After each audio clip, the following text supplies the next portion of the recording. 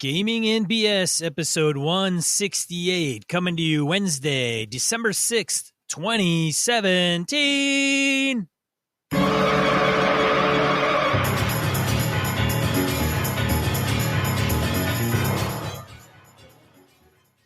Welcome to Gaming in BS, Tabletop RPG Podcast. I'm one of your hosts, Sean. And I am Brett. Welcome to the show. Welcome back, folks. Glad to have you all on board. Sean, how the hell are you, man?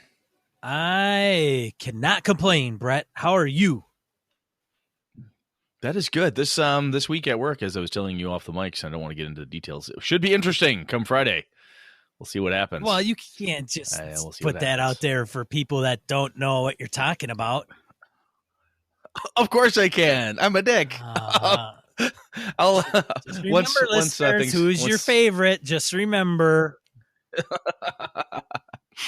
No, it's big stuff. Big things. I've got big things. No, I'm kidding. Should be interesting.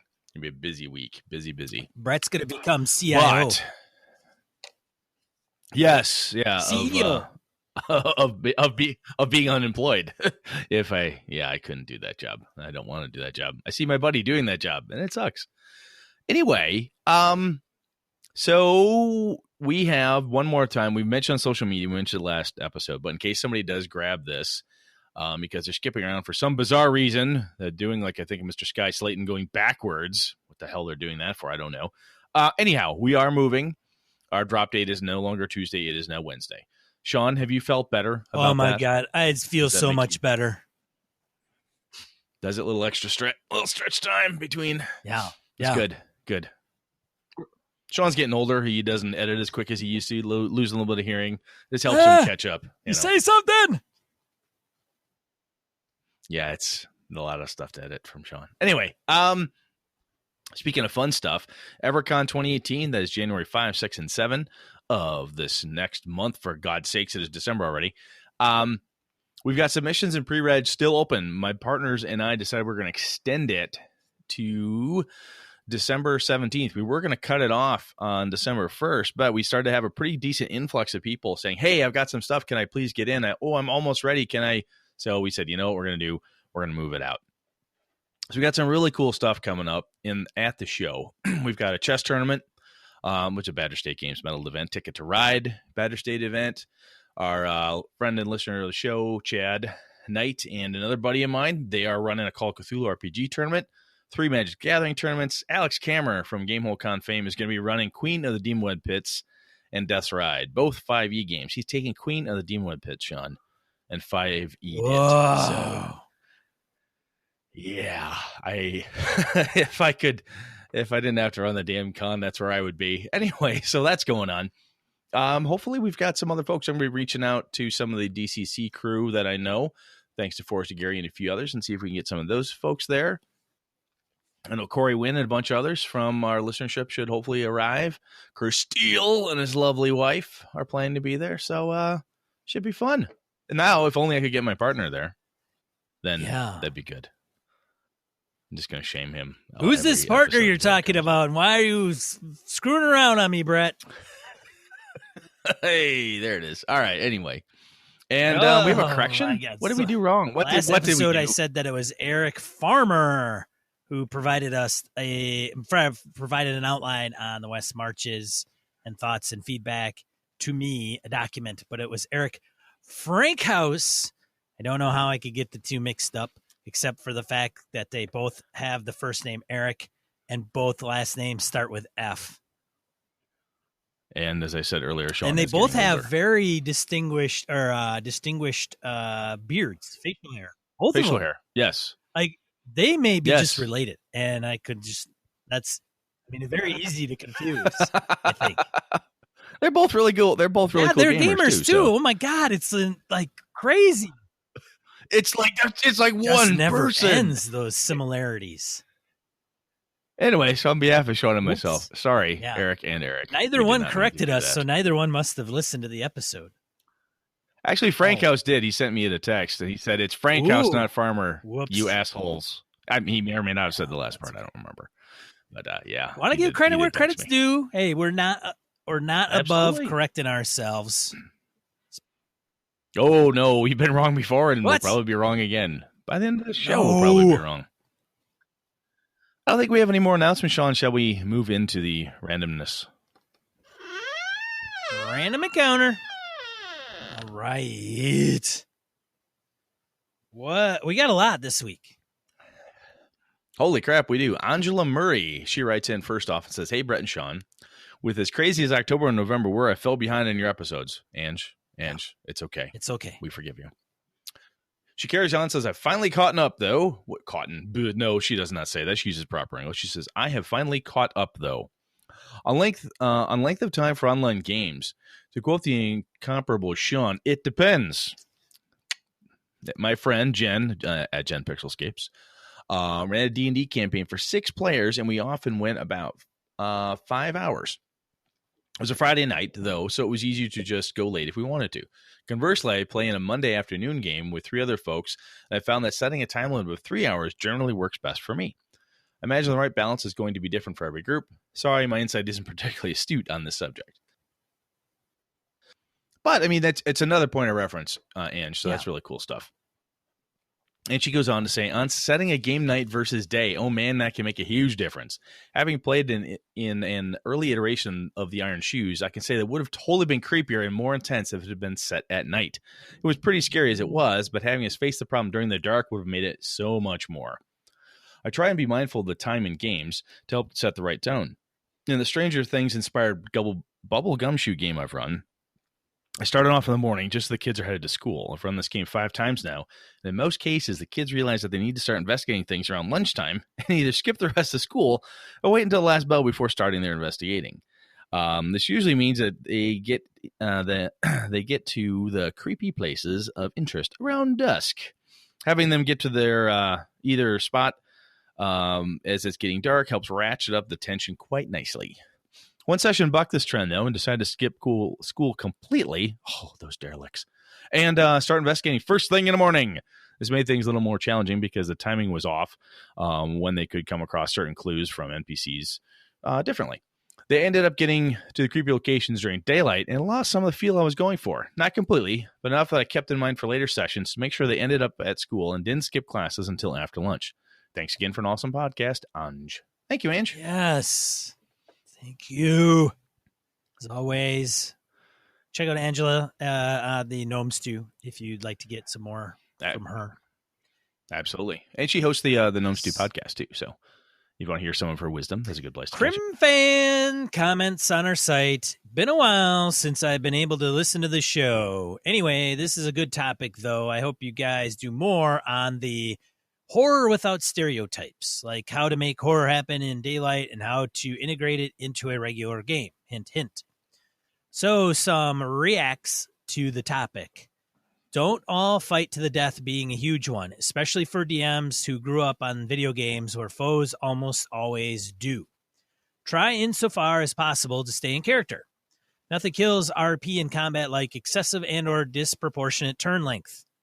Friendly fire can be a good dilemma and RP moment. Situations like having to drop the bomb on a bunch of enemies, but where you'll clip or even drop an ally to drop more enemies of 10 make for good RP, though you have to know your group well. If you're the DM, encourage people to take chances or do things like make skill checks that seem like they're a waste compared to whatever a character is optimized for. One big thing is the fact that the action economy, especially for modern games, really punishes a lot of chance taking. If the DM wants the players to do something clever, the players usually need to feel that it's actually possible. Use foes that are a little off book that make things thematic. Recently, I've been using carnivorous apes and various elevated ones. More or less statistically, they're the same as the several classic monsters, but I can make allusions to Planet of the Apes, and I make sure they behave somewhat ape-like or else totally counter to it, such as Ape Romney, who is clearly civilized, honorable, and trying his best to serve a bad master, a cloud giant wizard who is one of their current foils. He started as Ape in a robe with executive hair, and I really couldn't think of a better example than good old Mittens or for executive hair. Oh, my God. As to Monologue, yeah, he's showing up in something I'm using soon. Maybe Ape Romney's name will actually be Monologue. Very well done, Crimp fan. I hope Monologue is the most feared of all your NPCs that the player characters have ever encountered in their gaming history. I hope so as well. All right, next up, we've got some comments in All in the Family on G Plus from Rasher, DM Neal, Jim Fitzpatrick, Thomas Hook, Edwin, Carlin, Eddie, and Sky. So, Mr. Rasher, Jared starts off with, from a mechanics point of view, I really wish I like Worlds in Peril, a Power Play Apocalypse Supers game, more than I do, because I like how bonds work in that game. You can spend bonds while playing, and you can replenish bonds by reestablishing that connection. So Peter Parker could spend bonds to represent the strength Aunt May or Mary Jane gives him, but to replenish those bonds used again later, he'd have to go to dinner with Aunt May or take Mary Jane out on a date. In my games, I've had family come up a few times. In my DC Adventures game, I had one character that had a mysterious past and was raised on an island by Cersei. And when the character and another character in the group met the later character's mother, it appeared to be the same person. They found out later their mothers were twins, but the reaction between them when they found out they may have been brothers was great, as they already had a history of butting heads in the game. In that same game, a character who was a private investigator that gained superpowers had a daughter with an ex-wife. After his identity became public knowledge, the daughter moved into the hero compound, and the ex-wife wrote a tell-all book about their marriage. Oh, lovely. In 2 different Star Wars games, we had ongoing family story develop. One character was a hotshot Corellian pilot who was part of the rebellion. Someone made an offhand comment about his sister, and the backstory grew that his sister was a highly decorated Imperial pilot that graduated top of her class. The family saw the rebel pilot as the underachiever of the family. There were running jokes about finding graduation hollows of the sister with a rebel pilot cropped out of them, and people would constantly make comments about how awesome his sister was. That's just brutal.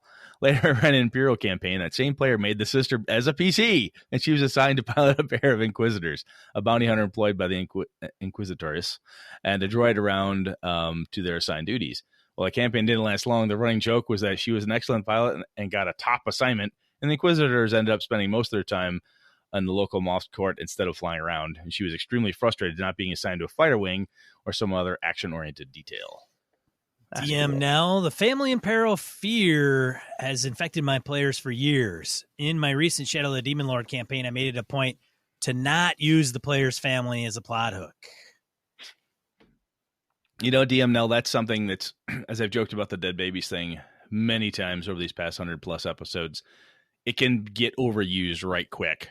So sometimes you almost got to make yourself that sticky note, put it on the back of your screen, somewhere on the table that says, do not fuck with their family. Just as a reminder. At least that's what I got to do. You got to read the next one. Jim Fitzpatrick, so much to unpack in this episode. He says, I thought it would have been so meta if Brett threatened Sean's family or Mentor to get him to start the West Marches campaign. That's this episode, Jim. We'll just wait. It's not over yet, Jimbo. I think one thing I realized I have to do in my own GMing is when a player says they want me to bring in a part of their background, I should immediately respond with how. When we don't know what the PC and their family's relationship is like, then we fall back on crappy tropes. Knowing how to use the relationship between the character and their family, and also occasionally threaten that relationship, is a great way to provide meaningful opportunities in play. If the player answers your question of how with I don't know, then they need to work harder and come back when they have a better idea. Listening to Sean talk about analysis paralysis and his campaign hesitancy also made me wonder if we all have this weird fear as RPG players that what matters to us doesn't matter to other people, and we're hesitant to jump into things with both feet because we're afraid they might fall flat. Do the West Marches thing. Do it. Do it! Just Thomas Hook. I have used Family of the PCs for a long time, but only if the players are into that. One time I asked for some background from players on the PCs, and one player gave me a really nice short story about the mother and how the PC was raised without the father around. Then he added how the father was of the unsavory sort, and I was able to include this in the storyline. And in the end, the PC got to encounter his father and had to defeat him in battle to save a village. It worked nicely within the storyline. One of the other players asked why I didn't do the same for him as well as the other PCs. My reply was easy. That player was the only one to give me any player background on their character. Hey, you.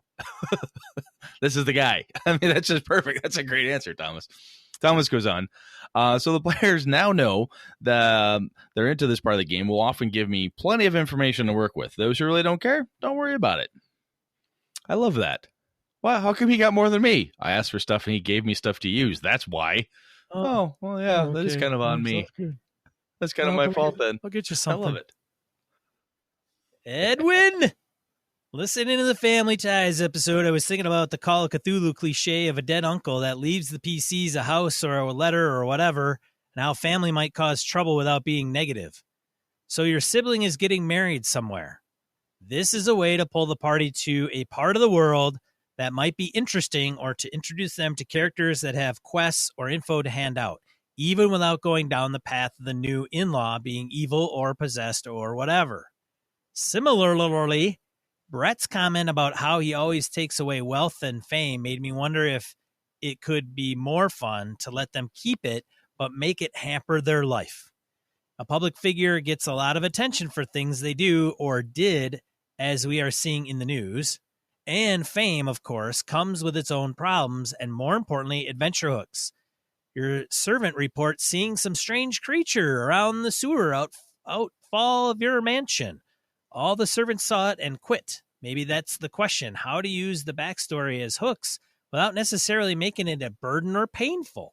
On another note, I was tempted to interlace the comment above with another comment, splitting every other line as revenge for my attempt to listen to the prior episode. Serious sand hit on that one. Keep up the great shows, Edwin.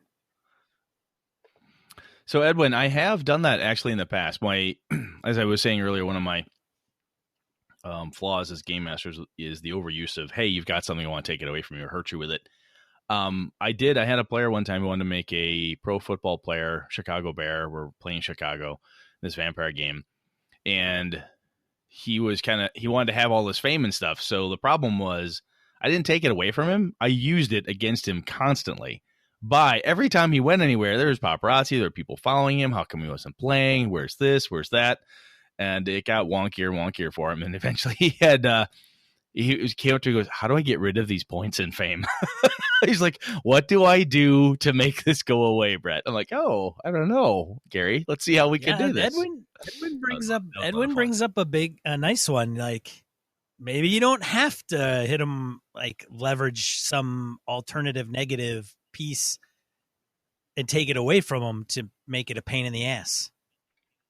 Sometimes just turn up to 11. Oh, right? You want to be famous. Wow. Sounds good. Oh, I'm a world famous brain surgeon. Good. Guess who calls you every fucking week? Some really rich person who's got a charity thing they want you to do. Some school wants you to run blah, blah, blah. Oh my God. Yeah, it can happen. It can totally happen. All right.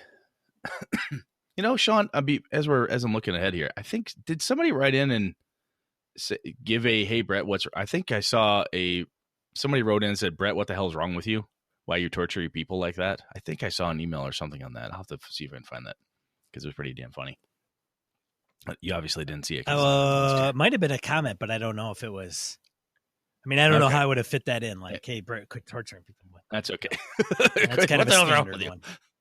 Yeah. It's kind of a standard one. True. What the hell is wrong with you anyway? All right. Yeah, that's a fair point. All right. Carlin of the Hill People, Kendrick. I think that it's not just family members, but players having any NPCs attached to the characters is almost like an unspoken taboo.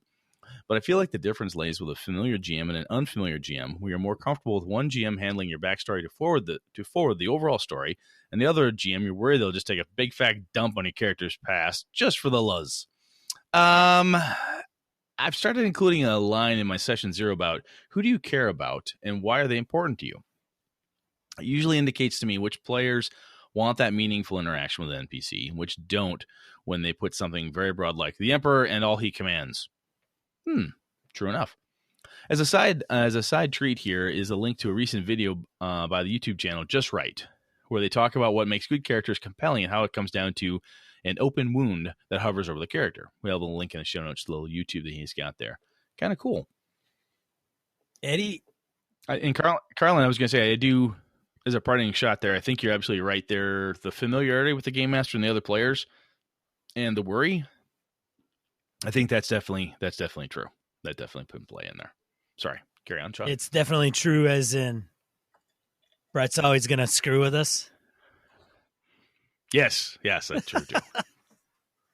Eddie, I've never had my players get too excited about including family in my 5e campaign, but when we played Masks, it was all but impossible to keep such considerations out of the game. One of the major stories ended up being the reveal that one of the recurring baddies was the brother of one of the team members. Yeah. Nice. I have not played Masks. I do not know much about it other than that it's like Teen Titans, young superheroes. And from listening to Misdirected Mark with Phil and Chris, what they're talking about, how they've done it, assuming that they're doing it right because they're good gamers and they know what the hell they're doing, this makes sense, Eddie. I could totally see that happening.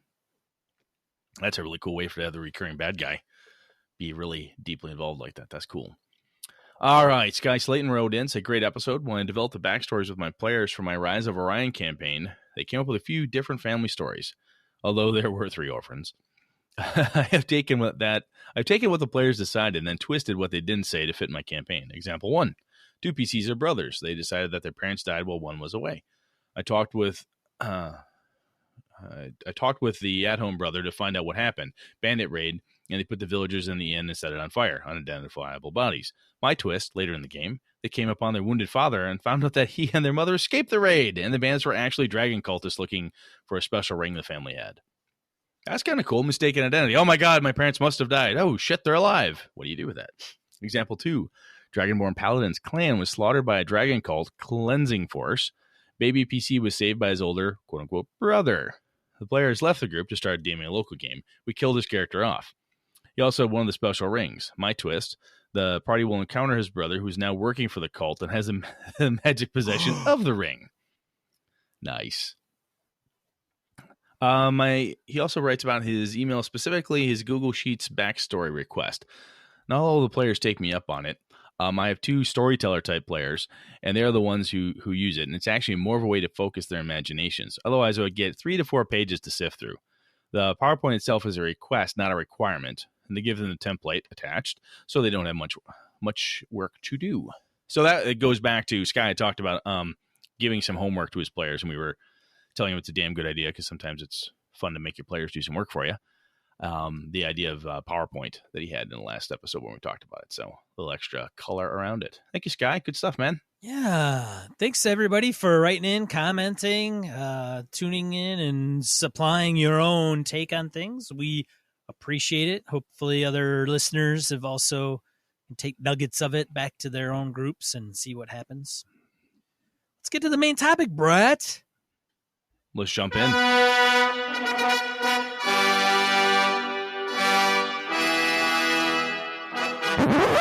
Yeah, boy. So, Sean, have you started your West Marches game? I have game not yet? started my West Marches game yet. No. All right, let's find out what the fuck your problem is. Let me get on the couch. As Dennis Lear would say, life's tough, get a fucking helmet. I have a hard time starting a campaign. Shut the fuck up. Next. Anyway. Buck up, little camper. It'll be okay. Everyone will still love you, even if you suck at it. It can't be that bad. I'm not worried about my performance, Brett. Well, that's good. That's good. You've been practicing a lot at home, so I'm sure it'll be fine. That's an odd innuendo. I'm not sure what that refers to. Anyway, so this isn't just a bag on Sean, although that is indeed a good time. So the West Marches game, it doesn't even have to be a West Marches game. I think about some of the things in my head over the years, like, oh, this would be a really cool campaign. I hear that a ton of times from people. Oh, I've got this really cool campaign idea. Oh, you're going to do that? I got to get some coffee. Be right back. So let's talk about some roadblocks. So, Sean, one of the things that when I was noodling on your problem, I thought of one one of the things you said last time was that it felt like you, perhaps even in your own head, were overcomplicating things. Do you think that's possible? Do you think you're making things harder than they need to be? Yes. Yes. Good. We're getting somewhere. This is good. This is progress. Admitting mistakes. Do you feel that you're like cornering yourself or forcing yourself to hold true to a certain dogma or style of play that you're unable to break from? Yes. Very good. Very good. Are you worried about failing, Sean? Is that your problem? This is. I can't believe I'm subjecting myself to this. I don't think it's about failing. So if it's not about failing, what's your problem? What is my problem, indeed? The ultimate question. So to drop the tongue in cheek a little bit, when one of the things you mentioned was, you've got kind of the analysis paralysis and the overcomplication components of it, and I honestly think from people I've talked to over the years, and even my son when he was he's Air Force, and he's starting D&D games up with his friends and stuff, and he said it was amazing how he said, Dad, guys want to play, but like, well, I don't want to run. Everyone had 1,000 reasons not to be the one to start the thing.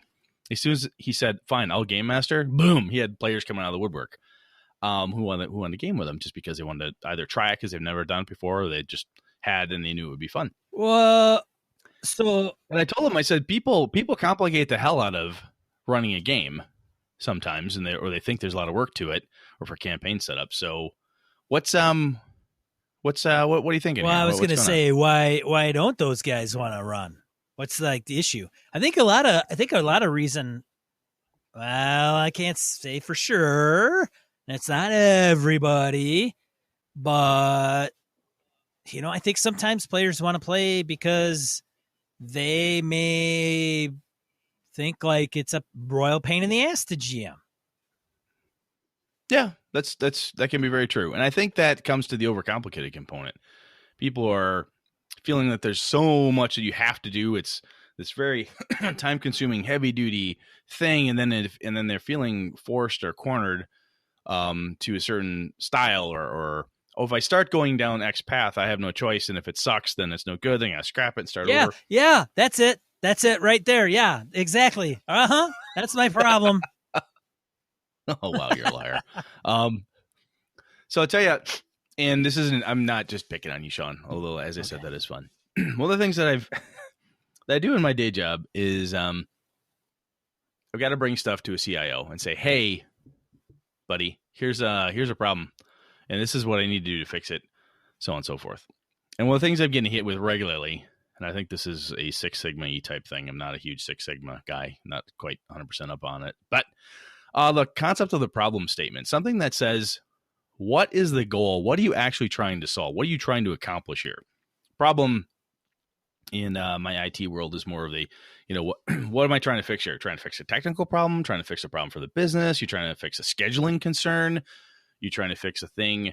We think back to the West Marches component. One of the things that helps to fix is I have a lot of people who I want to play with or want to play with me. It fixes the fact that I can't game master 15 different groups. Scheduling can be a pain in the ass. It helps to fix that. And also helps to fix the fact that sometimes players show up uninterested or uninvolved. So all of those things, am I right, Sean, that from at least the reason that the West Marches appeals to you is that's all the same stuff, right? You've got a larger group of people or a number of different people. Are you focusing more on it fixing the scheduling component of it for you, or what piece of it are you trying to get it to solve for you? I like the format of the players driving some of that versus sitting down. I think I could go either way, but the traditional reading a module, coming up with story arc, and then presenting it to the players, I would rather have them tell me, like, hey, we're going to go and venture over here where you tell us there's rumored to be a temple. Okay, great. Now I can react to that versus them reacting to me. In which case, so you want to sow the seeds, have them pick the ones they want. Yeah, and I could do that with a small group. I could do it with a 5-player group that meets every week. But then I don't get to play with multiple people and whatever that is. Sure. Okay. So one of the other pieces I learned, this is an old philosophical component I learned in college, was the Occam's razor. Occam's razor is basically the idea of you hack off a superfluous part of an argument. The simplest solution is usually the best. So if you look at this, one of the things that people do when they overcomplicate stuff generally is they assume, well, there's a formula that West Marches has. Let's use that. And I need to make sure I adhere to all of those things. I need to have this wide open schedule. People need to be able to do whatever they want. And the fact is that if the simplest option is say, look, Sean or Brett, if I'm running it, I could say, look, I could play every other Wednesday and that's it. That's the only days I'm available to run a game. That's fine. I mean, even no matter what you do, you can provide parameters for your players that they get to choose from. Instead of a absolute a la carte any day of the week every month is fine. I think it would be totally fine for you from a scheduling perspective to say, look, I only want to deal with up to 10 players because I think that seems like a decent enough number I can handle. And we would only play on Wednesdays from this time. From this time to this time on Wednesdays are the only time I'm free to do this. It feels almost in a way that it goes against the West Marches approach and trying to have this kind of wide open or whatever perspective. But at least these are the standard days we can play. I think that might be helpful. Does that sound helpful to you, or do you think am I making up shit and you don't care about it? Sean's face right now is awesome. You're just ignoring me, aren't you? Yeah. What'd you say for the last 5 minutes? No, I've listened, but vaguely. I think that's very. I think that's oversimplifying things, man. But yes, I could. Yes, you're right. I could simply sit down and say, I'm going to run this campaign. Here is the deal. And I only have time to run every other Wednesday. And if you're interested, here's the sign-up sheet. We're only taking 10 people. Have a nice day. Talk to you in 2 or 3 weeks. So what makes you not want to do that? Well, there's been some people that have approached me that said, hey, I'm interested in this, and I would be in on the GM basis. I'd like to be a part of that as a game master.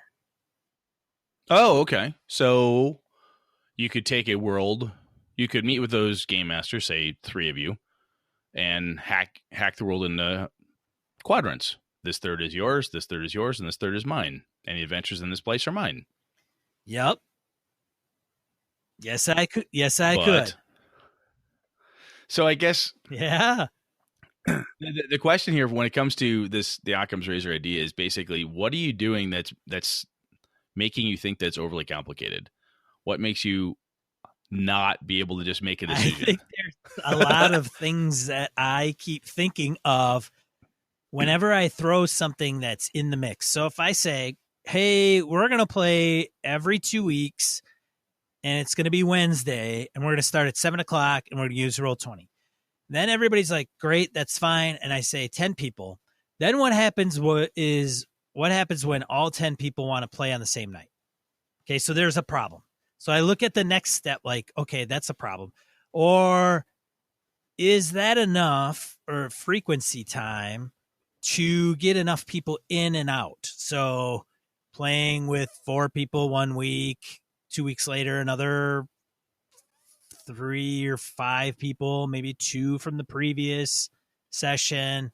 And then if you throw in multiple game masters, one of the things may come down to when can they run? And then how do I coordinate the meta? And then also what happens when you get players that are like, well, because this will probably happen. Like, I think Sean's a good guy, but I don't want to play with him as a dungeon master. I'll tell you one. So then what happens is you get these, because West Marches, man, should not be 5 different groups. That's what the whole purpose is. You got to intermix. 'Cause Yes. otherwise, you are DMing I'll five tell you different what. player groups. Right now, you're thinking of things that might Yes. happen. You have no. Oh, I know. It yeah, will. and what you It have will. to. They'll happen. No, you say They it will, but until it's. So here's what I have to tell people that work for me all the time. I get PMs will come to me like, "Oh my god, on this project, but what if? And I used to look at my son, my oldest boy, when he was much younger. He'd say, "What if this? What if this?" I say, "Connor, what if you're an elephant?" Oh my And he'd God! say, What if he's an elephant? The Air Force has an I elephant. said, then you gotta worry. I said, I got to worry about ivory hunters and poachers and craziness. He's like, but I'm not. I said, but what if the whole world changed? You became an elephant, like right now. But what? I said, it doesn't fucking matter. You are, man. You're like Father knows best over there, man. Your words of wisdom are like, No. I would be like, what the? He's gonna be. What the fuck is wrong with you, old grow up man? and he's gonna be like 50 or 40 years old, and he's gonna be talking to his own kid. And it'll be like, just like my dad told me one time. What if you're an elephant? What if you're and the kid's gonna be like, what the fuck is he talking about? Oh God, he got that from Grandpa. Oh my God, Grandpa's so stupid. That's right. The point of that statement, though, is that you can't, when you're planning something like this, my perspective is that if I were you and I'm going to do it, I would start small. If you say, I would like to get to 10 people, I would start with 6. Say, you know what, we'll have 3 people play at a time. We'll have 6 players. I would like to possibly entertain game masters, additional ones, but I don't know how this is going to work yet. So I tell you what, I'm going to run under this format, this small, simplified format for 2 months, for 3 months. Pick a timeline. Then we're going to get back together and say, how's it going? What do you like? What don't you like? You know what I'm thinking of doing now? We got a good cadence here. I'm going to add a game master and 2 more players. You can break this into bite-sized chunks. So speaking of elephants, the other elephant story is, of course, how do you eat an elephant? Yeah, obvious answer is 1 bite at a time. So you've got to take the thing and you've got to break it into chunks. Now Sean's just laughing at me because I'm using corporate bullshit. I don't know how I got through life without talking to you, Brett. Oh, just shut up! You're just making me know. You know, this is why we record an hour apart from each other, because I'd hit him with a DMG right now. Because honestly, I mean, I jokingly have said this before, but there's no game or cop, right? No West Marches police are going to show up and tell you did it wrong. You can twist it however you want, but my opinion is, I think what people should do, we have these grand ideas. I've had amazingly really kick-ass ideas. I was going to have this dual GM thing. It was going to be really, really cool. And my buddy Dave Schneider and I sat down and said, hey, we're going to do this. We're going to try this. We're going to use the hero system. It's going to be fucking awesome. We sat down and ran. It was a goddamn failure. It completely blew up on us. We're going to split game master it, and it just didn't work. So we scrapped it and moved on to something else. Then I've tried other big kind of massive campaign ideas, and I usually they were either hit or miss. They started off well and they worked out, or not. So now what I start to do when I set these types of things up, even my current Warhammer campaign, I have the potential for it to be a big earth-shattering, holy shit, oh my fucking God, this thing just happened, epic-y thing. But it's going to depend on how the game itself goes. Do we change it up? Do we travel across the ocean? Do we do something else? I have no intention of them currently leaving this certain area, but things could change. You could do the same thing with your structure.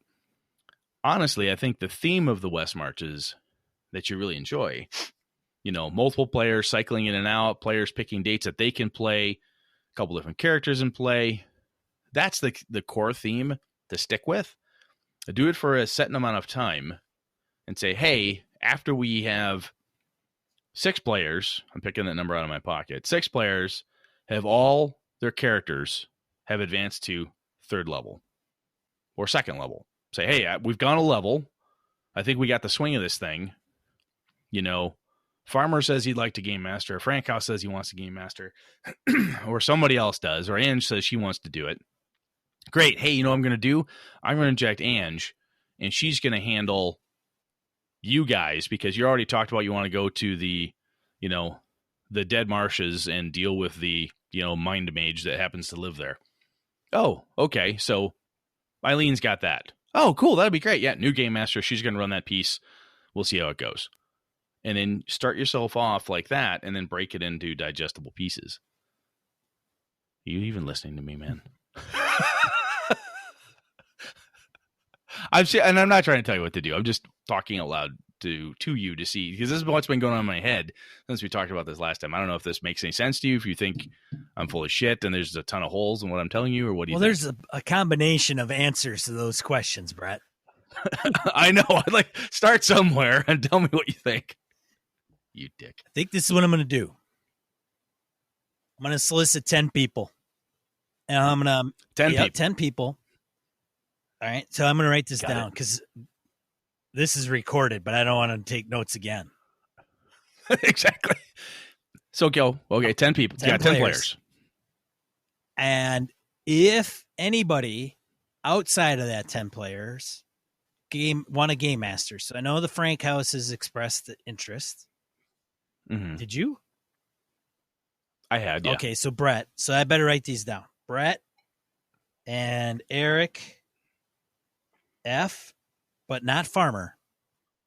Correct. And then I don't know if Hobbs wanted a DM or not.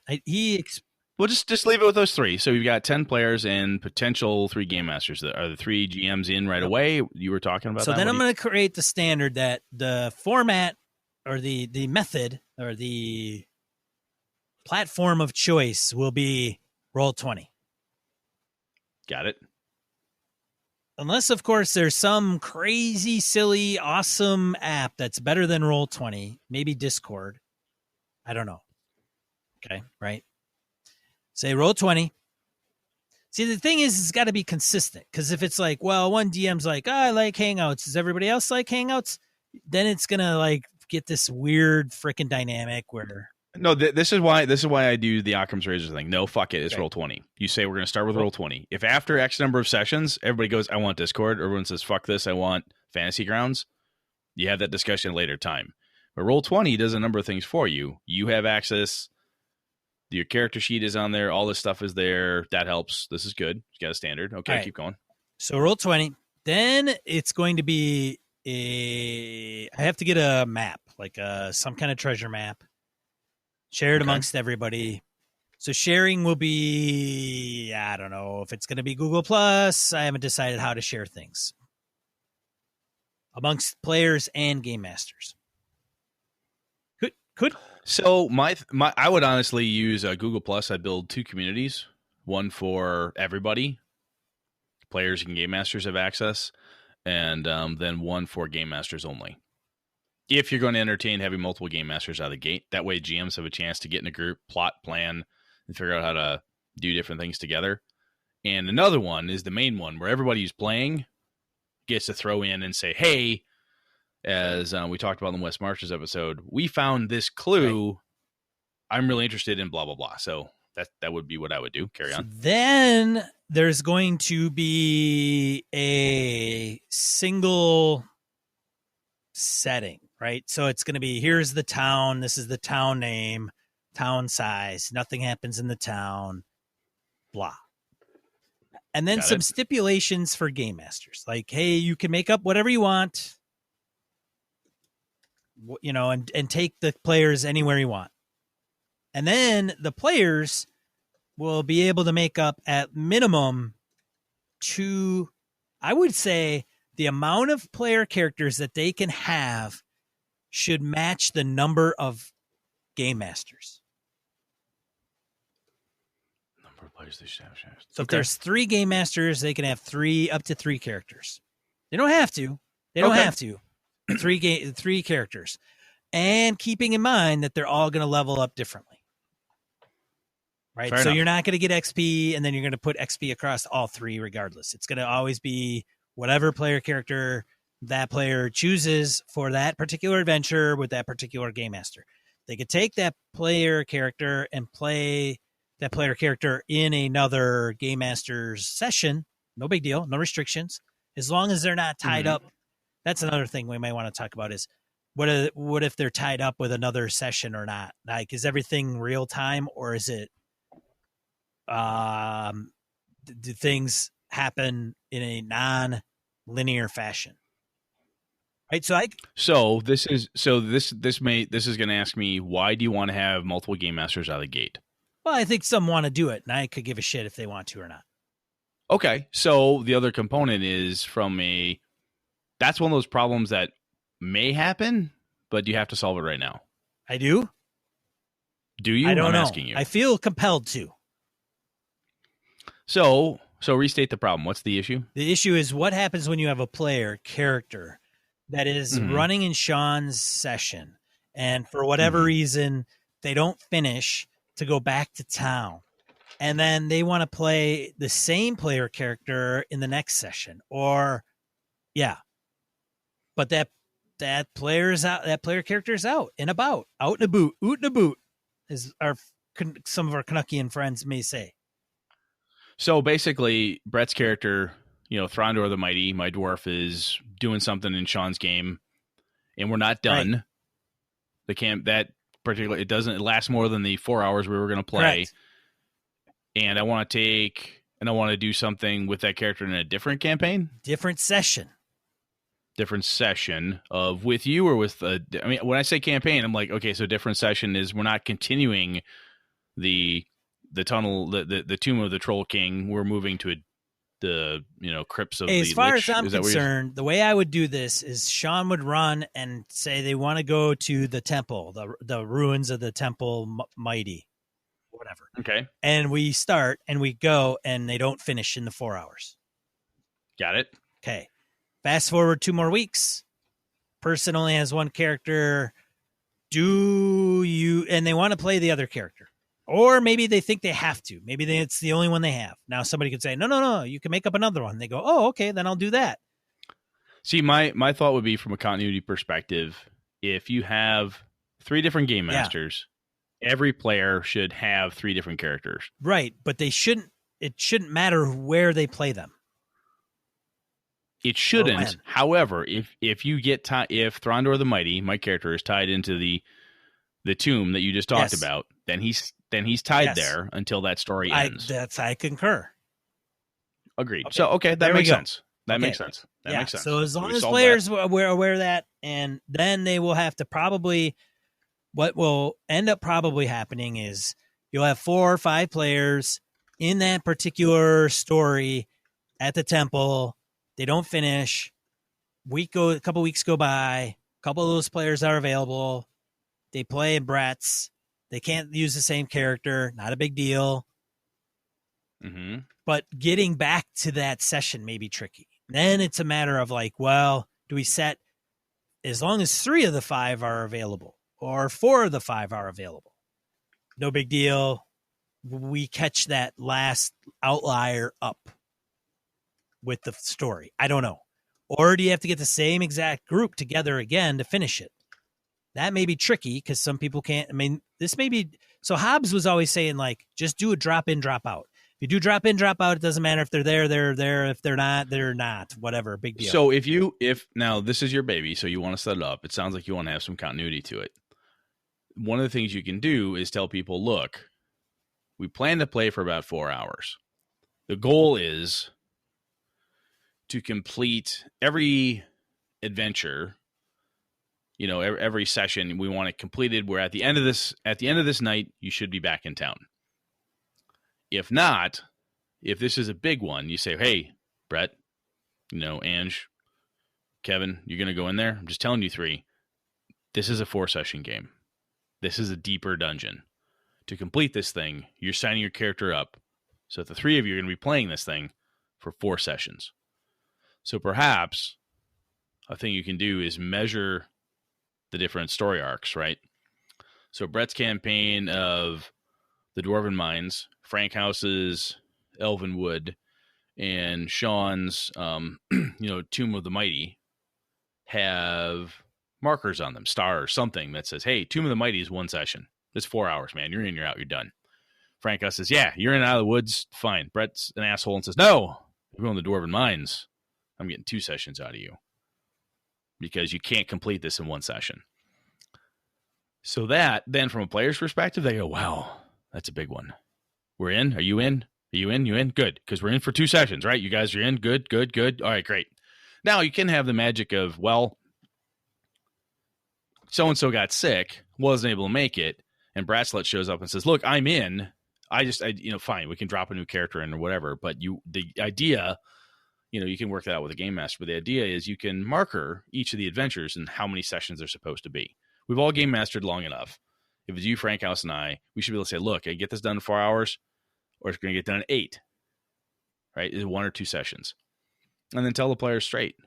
Look, if you're going into the tomb, you're going to be there for one session. Does that make sense? Yeah, and I think it would behoove the GM to say, okay, we're at the end of the 4 hours. You guys probably would want to go back, unless they're actually trapped and can't go back to town to rest or whatever.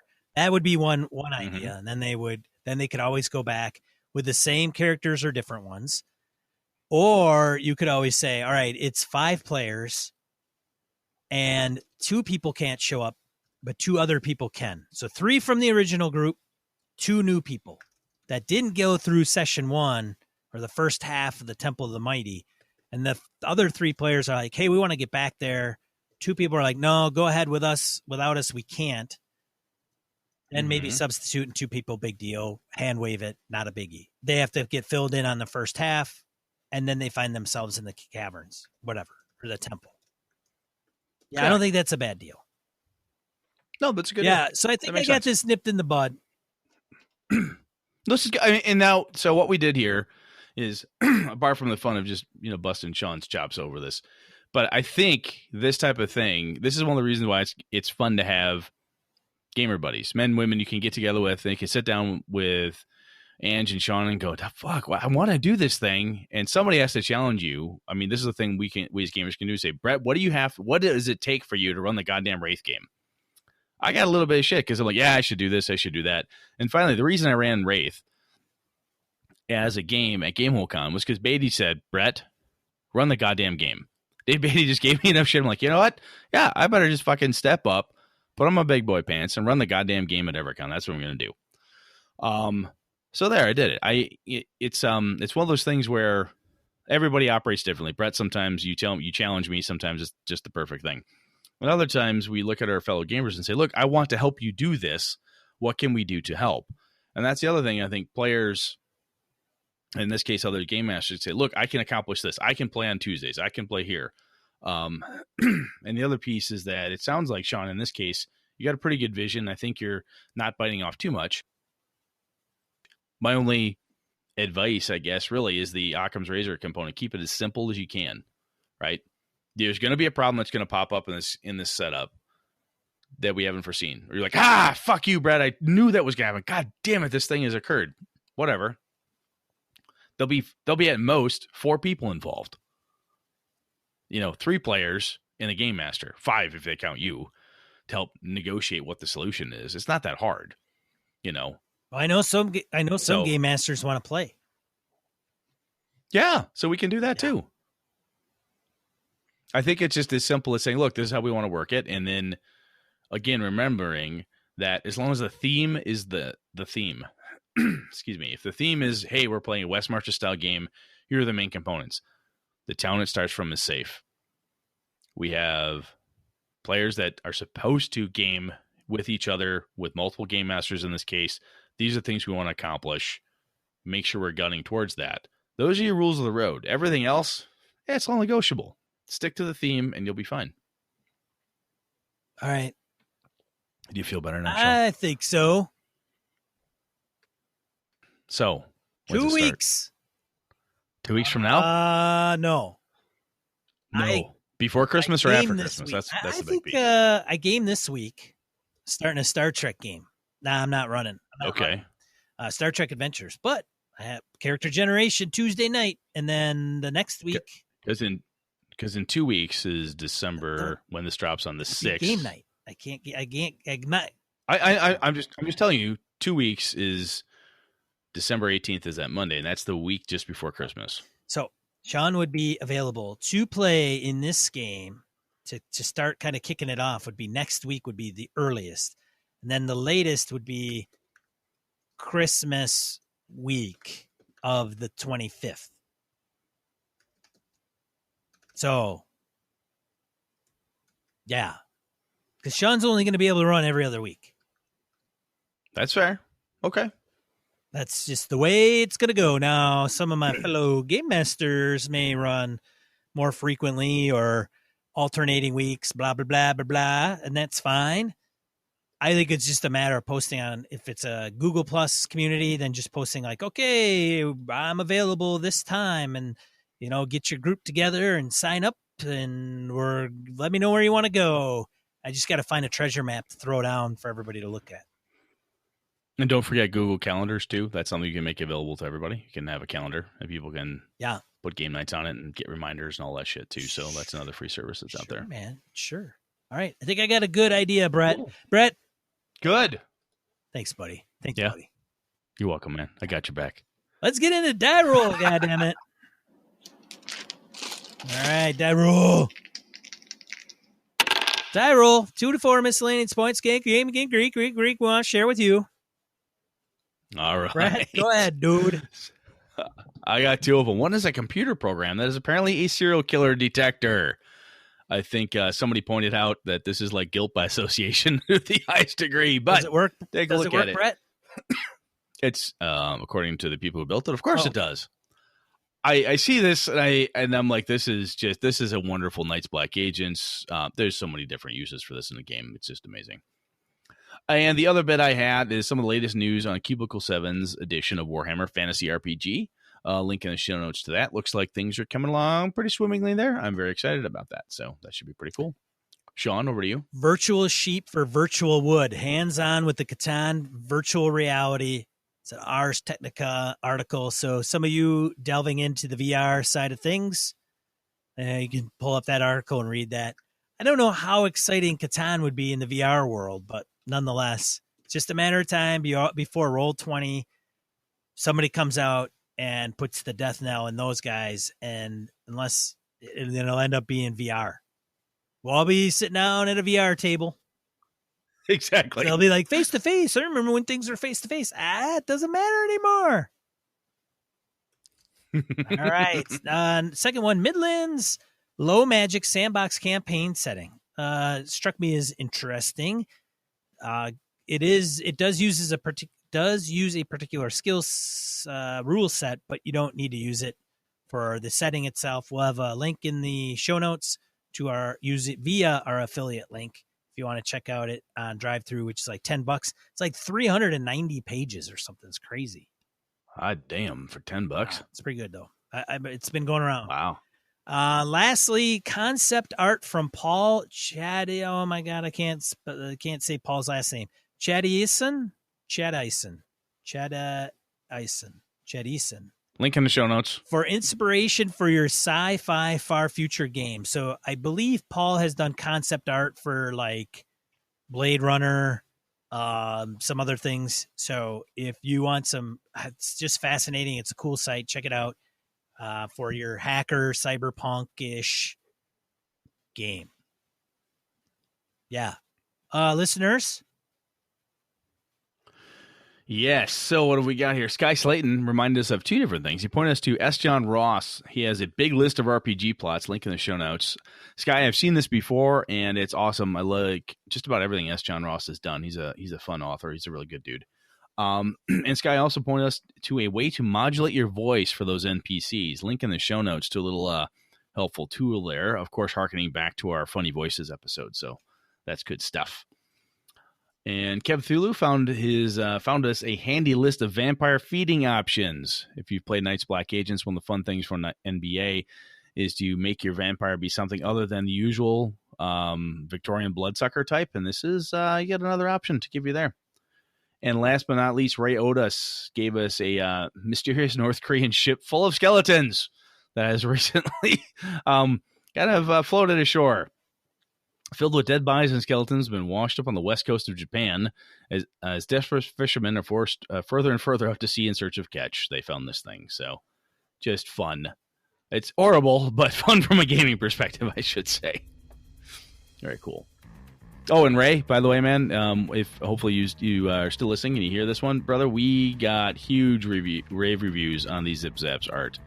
That was all over for us at Gamehole Con. I just want to call that out one more time, man, and say thank you. That was awesome, and everybody loved it. So thank you very much. It was good stuff.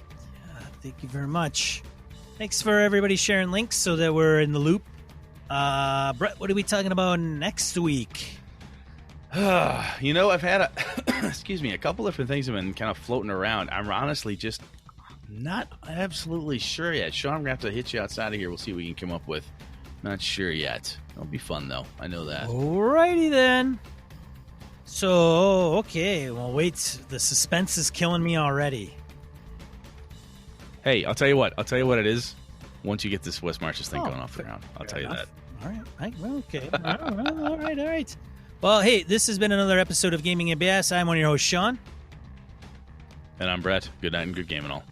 This episode of Gaming and BS brought to you with the help from the following patrons: Christian Sexy Voice Serrano, Kevin Lovecraft, Joe Swick, Brett's Biggest Fan, Forrest Aguirre, Mark Anthony Benedetti, Eric Jeppesen, Andy Hall, Sean Nicholson, Tim Jensen, Knights of the Night Crew, Palladian, Remy Bellado, Jason Hobbs, Wayne Lumrunner Humfleet, James Carpio, Naat Caprio, Pure Mongrel, Lord Tentacle, Corey Johnston, Brandon Barnes, Tim Shorts, Dan LaValle, C.W. Mellencamp, The Lost Sailor, Graham Miner, Todd McGowan, Misdirected Mark Productions, Old School DM, Jason, Christopher Gray, Finnelf, Merkel Froelich, Eileen Barnes, Tony Sugarloaf Baker, Todd Crapper, Jim Fitzpatrick, Michael Drescher with Static, Alexander Auerbach, Rodrigo Beowulf, Neil Benson, Ron Blessing, Chris Steele, Eric the Hoffman, Soldiers of Misfortune RPG, Christopher Lang, Curtis Takahashi, Gordon Cranford, Mark Tasaka, Larry Hout, Evan Harrison Cass, Ray Otis, Mark, CMG Clover, Eli Kurtz, Ron Bishop, Stefan Dragonspawn, Craig Huber, Xavier G, JV, John Hammersley, Derelict Radio, John Steve, Jared Rasher, Mark Richmond, Thomas Hook, Jonathan Talby, Blake Ryan, Chad Glamon, Sky, and Roger Braslett. For the cost of a coffee shop coffee, you could support the show for an entire month. Consider heading over to gamingabs.com/Patreon. That's Patreon. Thanks, patron friends. Thanks, everybody. This has been a Litterbox Studio production.